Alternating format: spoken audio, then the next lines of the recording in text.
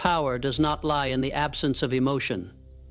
It lies in the mastery of emotion, in the quiet decision to convert the chemical storm inside you into a deliberate engine that moves you forward, regardless of the weather outside. A decision you make in the stillness, before the day begins, when the city is asleep and your own doubts protest like a chorus of critics behind the curtain. Think of the mind as a forge where every feeling is a raw ore and every thought is a spark. What you do with the heat determines the shape of your fate. The top 1% do not pretend they are not frightened by the darkness of the unknown. They domesticate fear, feed it with data, and turn it into a ladder rung by rung that climbs toward a promise they can see with their own eyes and measure with their own hands. They do not seek a life free from emotion.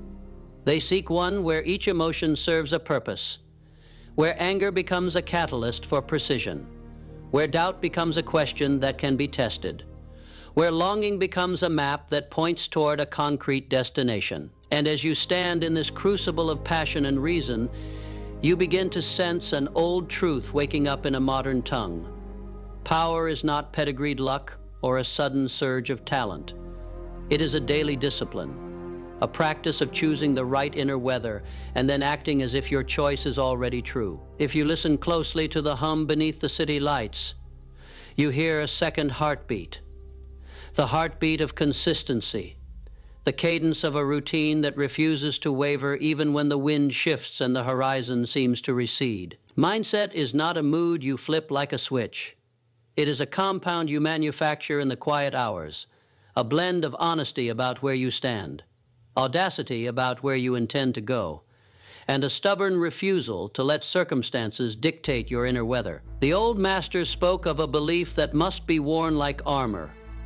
In the modern arena, that armor is not made of abstract slogans, but of transparent truth.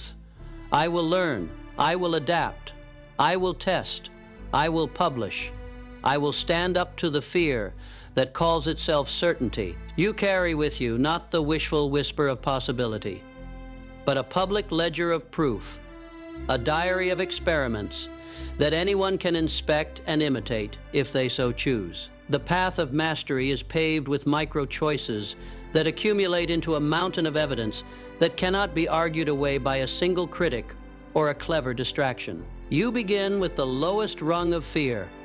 You climb it, and then you climb another, until the fear that once paralyzed you becomes the compass that guides you toward the next feasible action, the smallest action that makes its mark immediately and invites the next act to follow. Belief becomes the weatherproof hull of your ship. It is not enough to believe in a vague potential.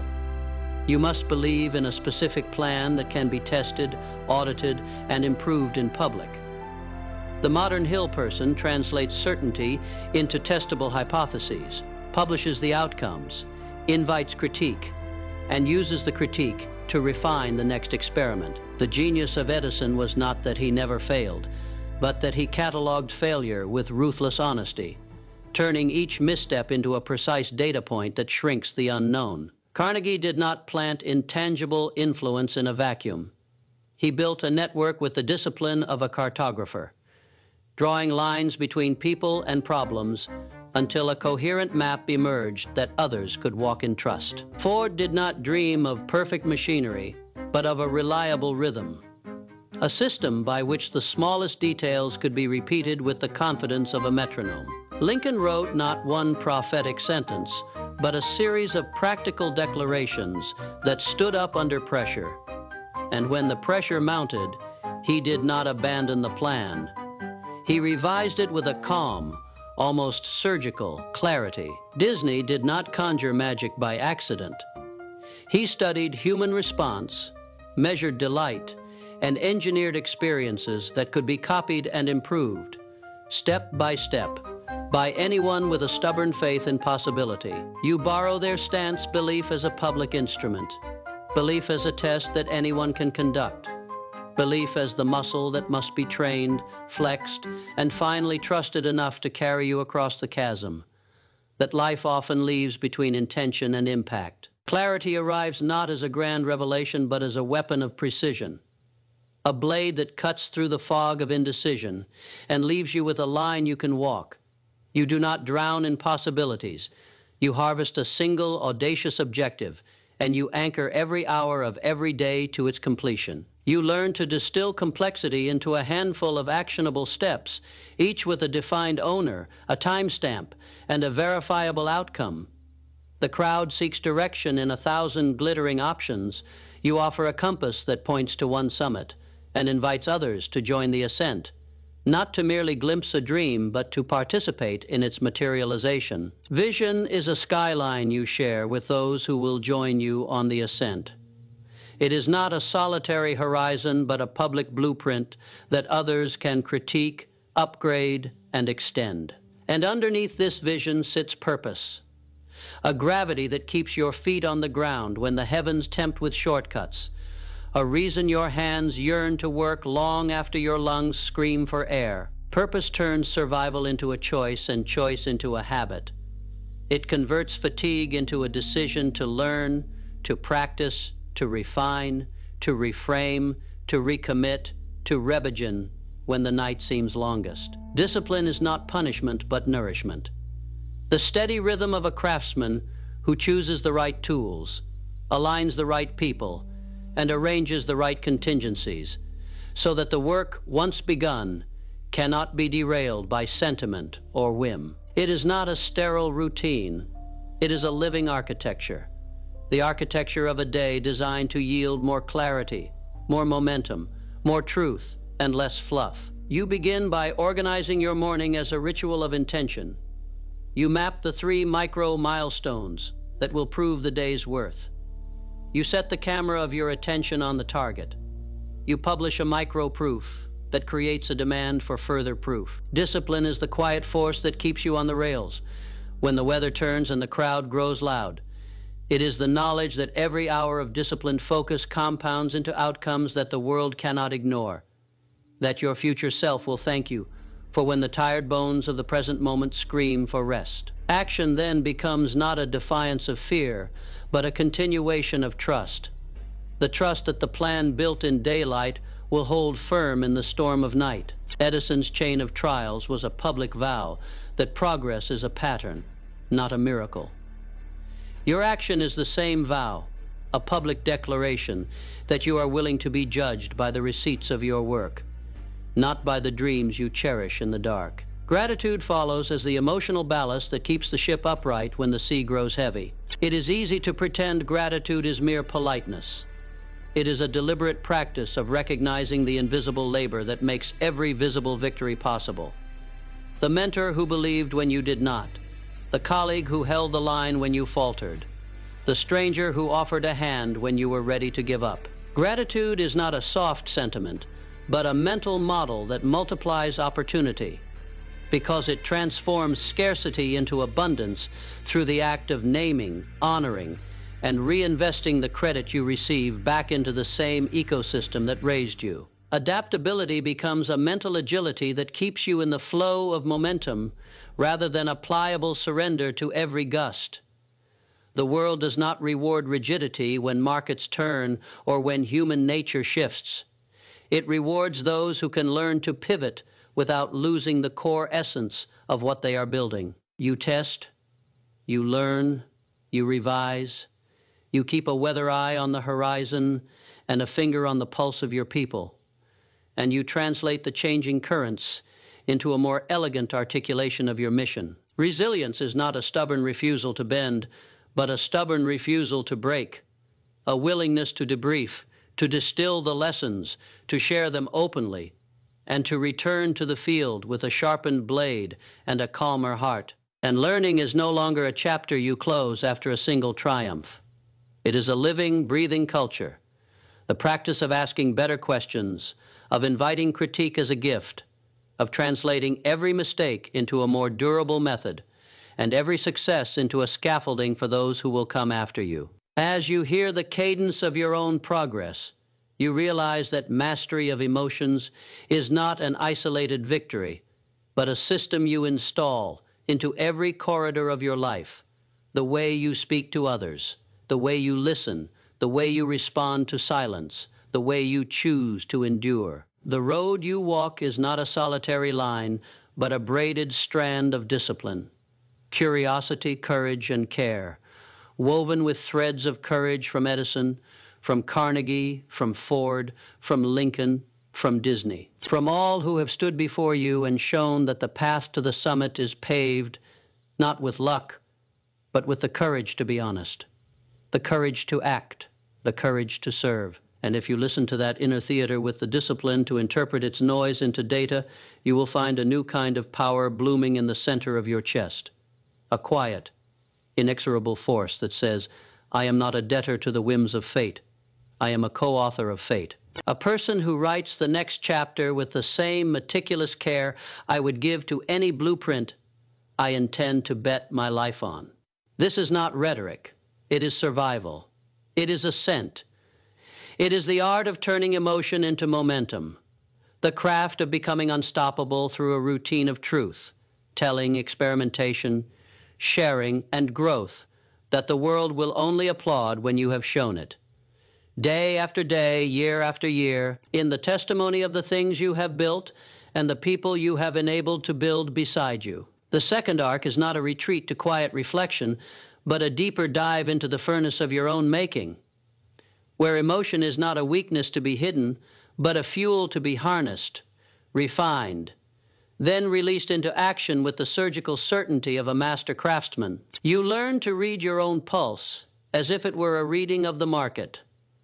Fear as a volatility signal, anger as a necessity for precision, sorrow as a reminder of what you stand to lose if you slip from your vow, joy as a celebration that the system you have built is beginning to sing in real time. This is where the audience you once imagined you were playing to becomes your fellow travelers, your partners in the experiment, the public who will bear witness to the quiet arithmetic of courage, the transparent ledger of effort and outcome that proves you are not merely talking about change, but actively delivering it. The top 1% do not pretend emotions do not exist.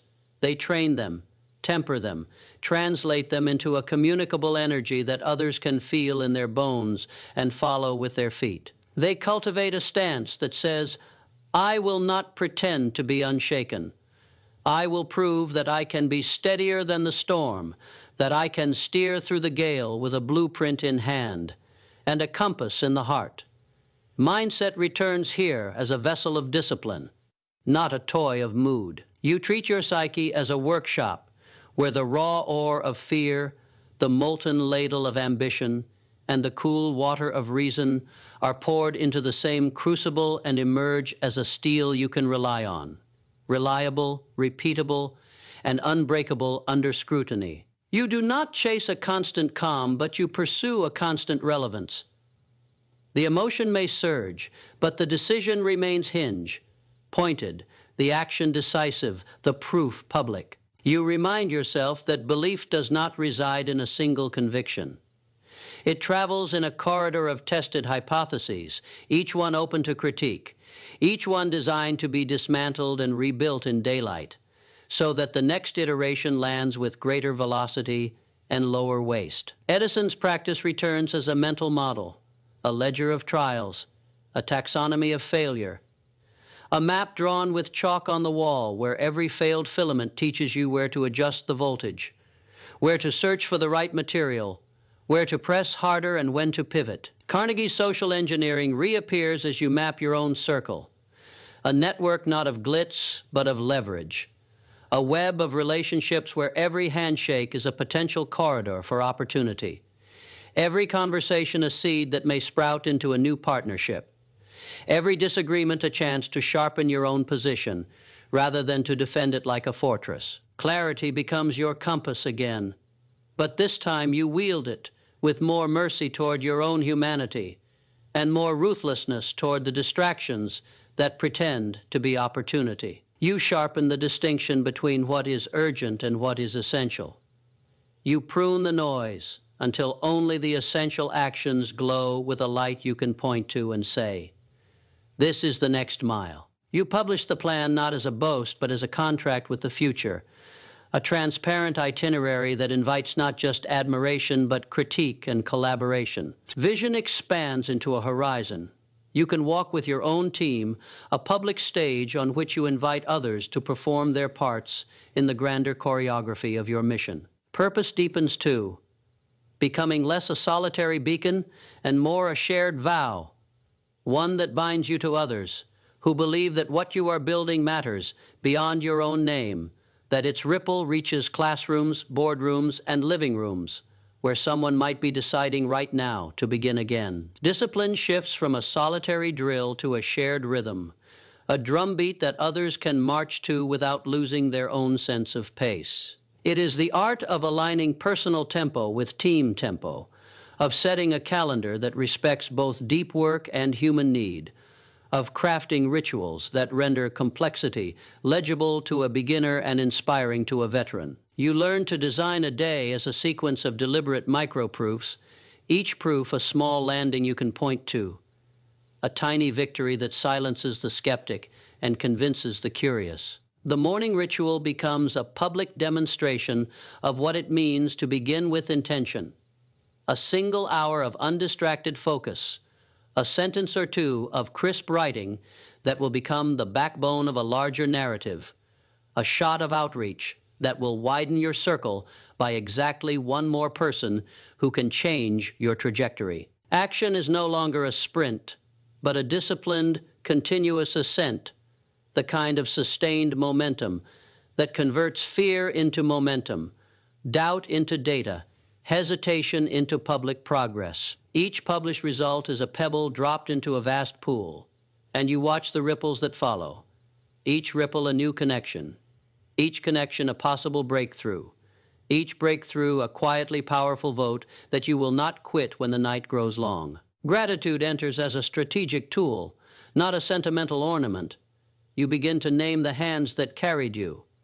First mentors, then peers who refused to let you wander, then the strangers whose words of encouragement landed at exactly the moment you needed them most. Gratitude becomes a system of reciprocity.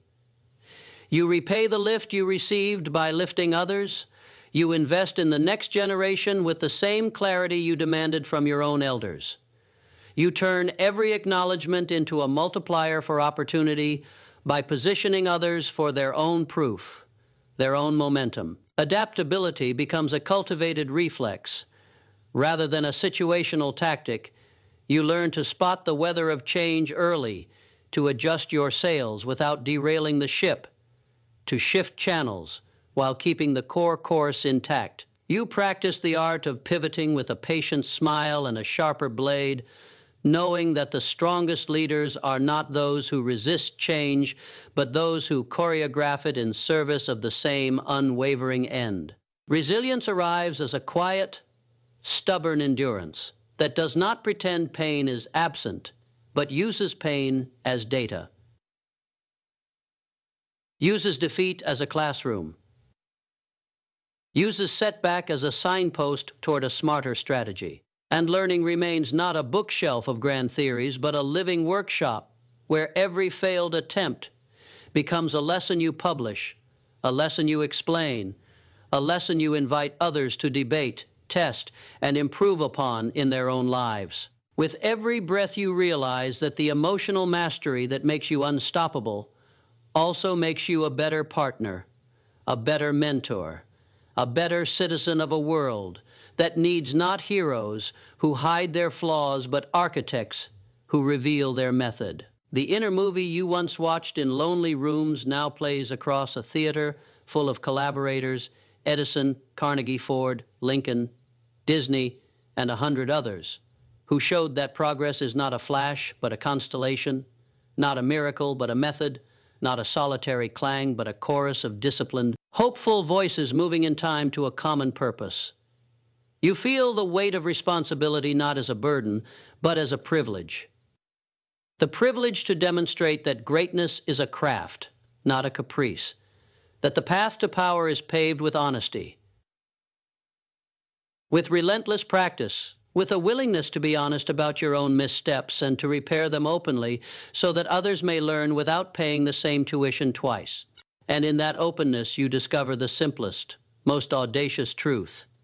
You do not need permission to become more than you were yesterday. All you need is the courage to begin again, the discipline to ship again, the humility to invite others to begin again with you, and the generous resolve to keep showing up until your life becomes not a solitary spark, but a public flame that warms 100, 1,000, 1,000,000 more who refuse to settle for less. The third arc does not pretend the road is flat or the wind will always favor your sails. It looks at the terrain with the eyes of a surveyor and the heart of a craftsman. Then it lays down a staircase that is both climbable today and reusable tomorrow. A design you can hand to others and say, begin here and keep building. You stop chasing ephemeral miracles and start orchestrating enduring mechanisms. Not because you despise spontaneity, but because you have learned that spontaneity without system is a comet that burns bright and vanishes, while system without soul is a machine that drains life.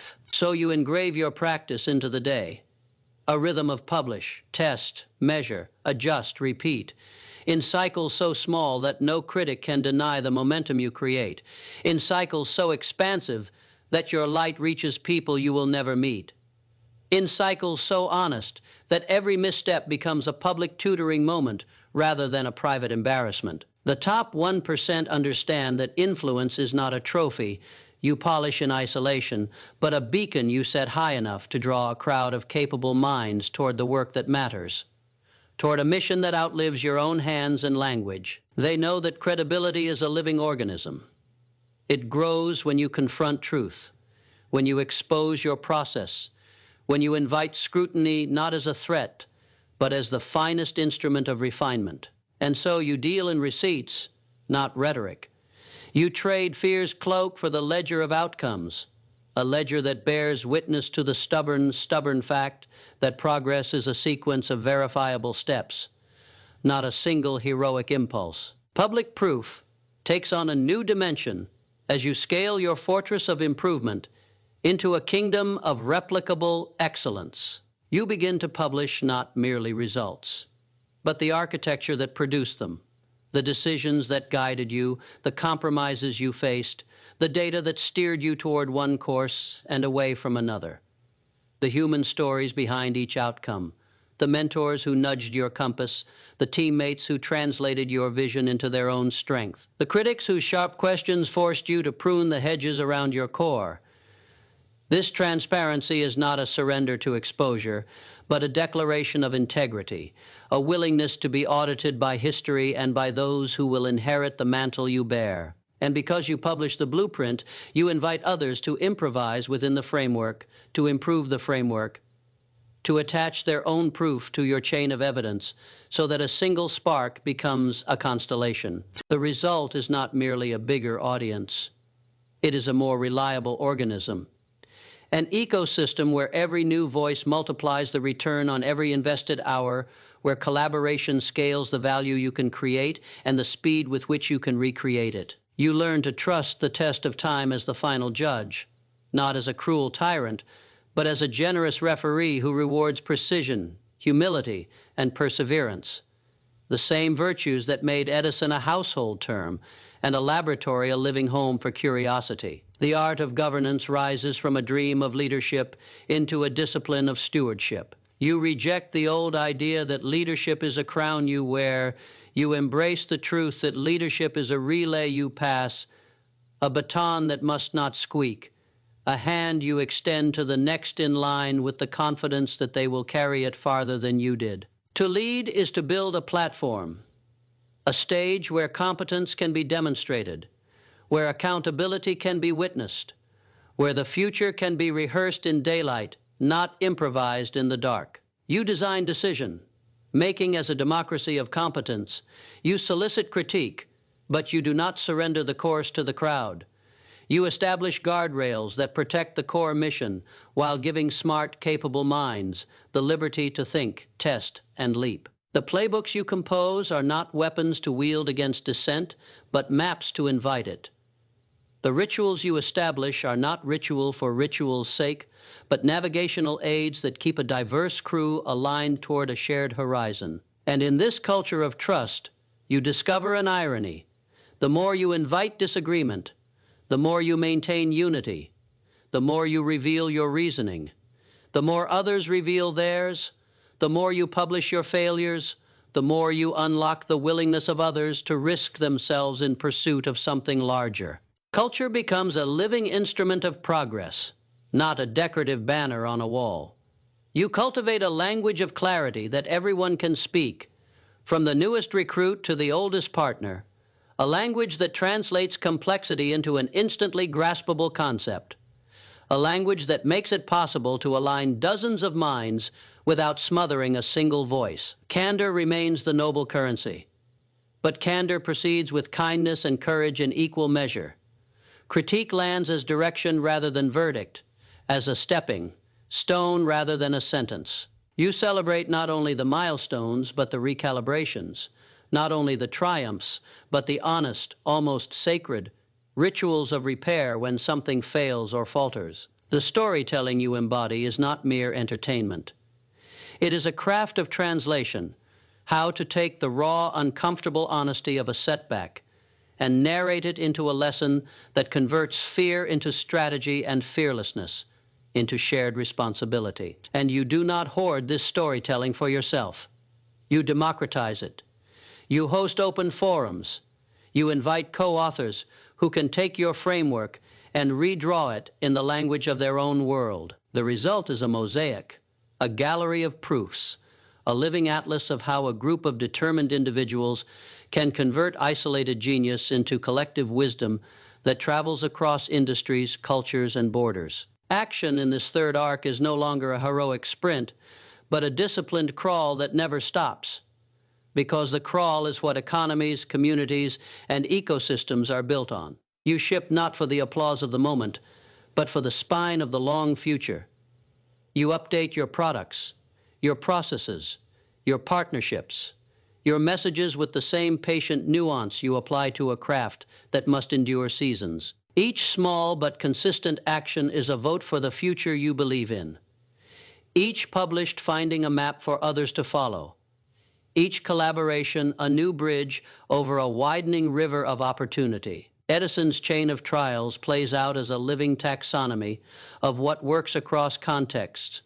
Carnegie's social architecture becomes a universal language of leverage that transcends status. Ford's rhythm reveals a spine of reliability that allows innovation to stride forward without losing its sense of direction. Lincoln's pragmatic seriousness keeps the ship on course even when storms demand a radical reimagining of the voyage.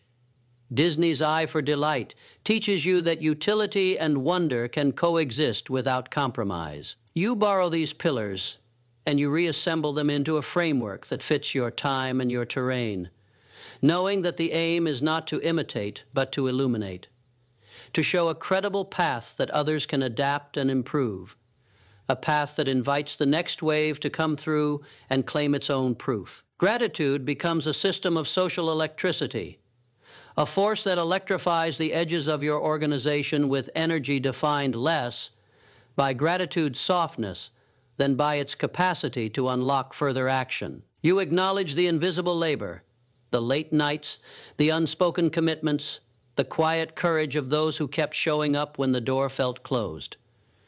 You invest in their growth as if you were investing in your own future. You create channels through which their ideas travel back into the system and return to them as greater authority, greater influence, greater permission to lead. Adaptability is your most trusted compass.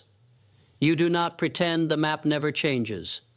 You become fluent in the language of revision, in the art of reframing problems into opportunities with a calm, almost friendly ferocity. You learn to notice the faint shifts in markets, culture, and technology, and to respond with a response that is as swift as it is wise, as compassionate as it is uncompromising. Resilience emerges not as a solitary endurance, but as a culture of staying power.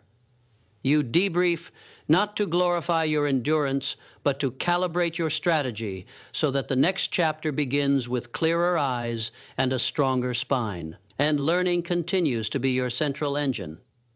Not a dimly lit shelf, but a bright public classroom where every question earns a reply, every critique earns a revision, and every revision earns a new circle of learners who push the boundary of what is possible. As you travel this third arc, you realize that the mastery of emotions is not a solitary engine, but a social technology, a method by which you turn inward strength into outward service, by which you convert inner weather into outer weatherproofed action. The galaxy of mentors you have known, Edison's stubborn curiosity, Carnegie's generous network, Ford's disciplined machinery, Lincoln's patient courage, Disney's imaginative discipline, collides in your own experience to forge a new legend. Not a tale of a lone genius, but a chronicle of a field of force that moves with others, through others, for others. And so you stand at the edge of the next ascent, not with fear that your time is ending, but with the exact awareness that the time to begin again is always. Now the time to ship again is always today. The time to stand again is always in your hands, and the time to become unstoppable is a continuous practice you will commit to for as long as breath remains in your chest.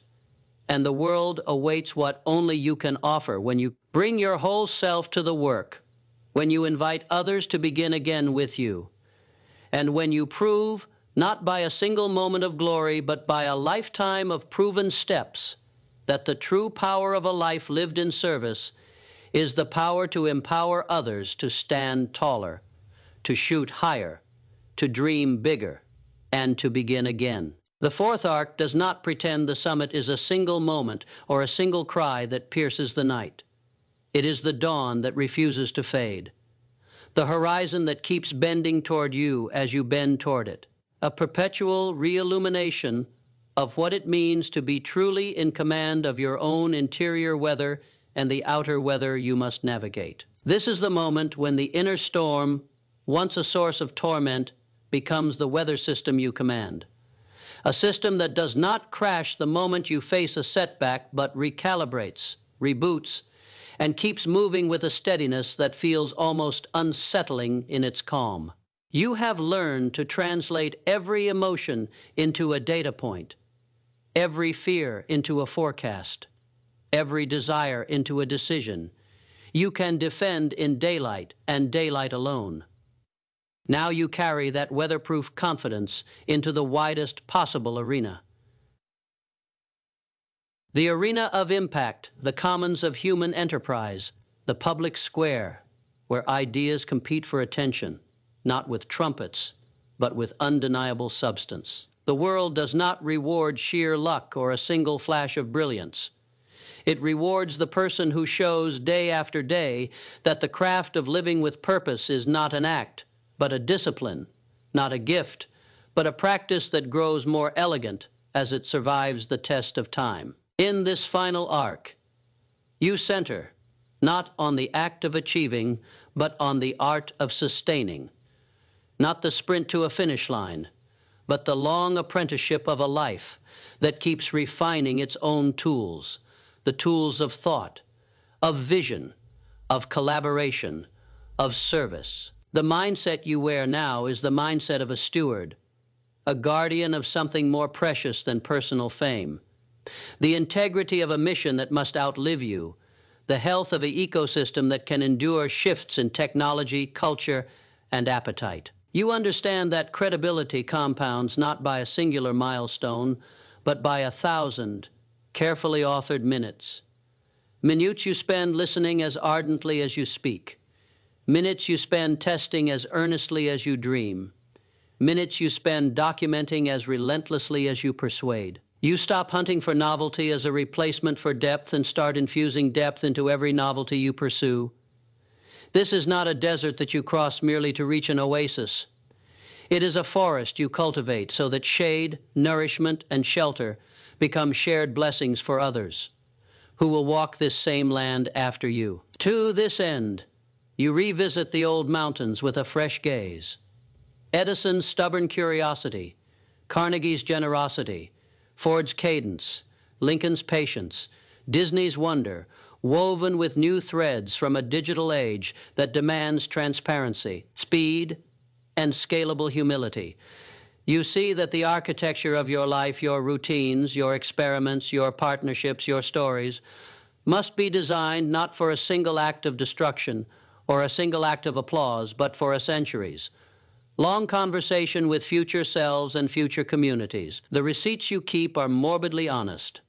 They do not glow with showy numbers alone, but glow with the quiet certainty that you have left behind a method others can adopt, refine, and transmit. You realize that the true magic is not in a singular breakthrough, but in the diffusion of capability people who catch the spark, harness it, and pass it along with a clarity that makes it impossible for the flame to die out. The top 1% do not seal their gifts inside a vault. They build the vaults that others can inhabit, doors that others can open, ladders that others can climb. So the ascent becomes a collective chorus rather than a solitary echo. And so your actions become a choreography of public virtue and practical ambition. You publish not for the sake of publication, but to create a common language through which complexity becomes accessible and responsibility becomes imaginable. You choose collaboration not as a concession to weakness, but as a strategic multiplication of strength. You invite critique not as a risk to your ego, but as a wind that keeps your sail full and your compass true. You design systems that reward risk taken with insight gained, that reward honesty with speed to adapt, that reward generosity with a wider net of opportunity. You learn that leadership is not a throne room where you proclaim your supremacy, but a workshop where you invite others to bring their ingenuity and their flaws into the light, so that the whole machine becomes more resilient, more imaginative, more just. You see that the most enduring power comes not from a single perfect performance, but from a series of performances that, when stitched together, reveal a pattern of responsible daring, of disciplined generosity, of relentless refinement, of a public record that cannot be erased by a hostile critic or a shifting trend. Gratitude now operates as a currency that circulates through a society of reciprocity. You do not settle for gratitude as a mood. You treat it as a policy, an intentional, repeatable practice of naming, honoring, and accelerating the capacity of others to serve. You celebrate the quiet heroics, the late-night pivots, the patient correction of a course, the unglamorous hours when you chose the exact right word rather than the easiest one to say. You reorient your life toward the generation to come, design programs that recruit from diverse backgrounds and lift voices that have been muted. And you do not merely give lectures about opportunity. You construct ladders. You provide seats at tables where decisions are made. You offer the trust that invites someone younger to redefine what is possible for themselves and their peers. Adaptability becomes a culture, not a contingency plan. It is a shared language that allows opposing viewpoints to not just collide, but to converge into a stronger, more robust approach. You cultivate a climate in which experimentation is not punished by ridicule, but graded by learning. You model the courage to pause, to pivot, to confess a misstep, and to re-enter the field with a clearer map. Resilience matures into a signature style, not a stubborn refusal to yield, but a disciplined, compassionate persistence that recognizes pain as a signal rather than as a sentence, and uses that signal to reframe strategy, to reallocate energy, to reestablish hope in the face of loss. And learning. This is your lifelong companion, becomes a public trust rather than a private hunger. You refuse to treat knowledge as a fortress. You treat it as a garden and a workshop that anyone can enter, tend, and expand. You create open courses. You publish case studies that reveal your failures as much as your victories. You invite applicants. You encourage dissenting opinions. You celebrate the person who asks a question that forces you to rework your own assumptions. The world becomes a laboratory in which you are both patient observer and fearless operator, testing hypotheses about human potential, about organizational design, about the art of meaningful impact. The arc does not end with triumph. It loops back to the beginning. The perpetual invitation to begin again with more wisdom, more patience, more courage, more mercy. The unspoken rule of the top 1% is no longer a secret. It is a song you hum while you work, a rhythm you share with your allies, a beacon that does not burn you out, but lights the path for a multitude who believe that the impossible is simply a map waiting to be read aloud and redrawn. In the final cadence, you are not a conqueror of kingdoms, but a custodian of possibility. You stand with your hands open, not to beg for permission, but to offer a handshake. An agreement that you will do the hard, quiet work of turning intention into integration, dream into discipline, aspiration into infrastructure that serves not yourself, but the world. You accept the privilege and the responsibility that comes with being a lighthouse, not a beacon that vanishes when the fog rolls in, but a beacon that holds steady, that invites, that teaches, that sustains. And as your voice travels through the air, the sound of years of practice, the weight of 100 proofs, the warmth of a community forged in the crucible of truth, you feel the old truth rearranged into a modern melody. The power to change a life is the power to change a world. And the only way to keep that power is to keep giving it away in the form of opportunity, mentorship, clarity, and courage. Begin again, ship again, stand again, and let your life be a continuous argument with gravity. An argument you win not by shouting, but by proving day after day that a life lived in service is the surest, loudest, most trustworthy form of success there is.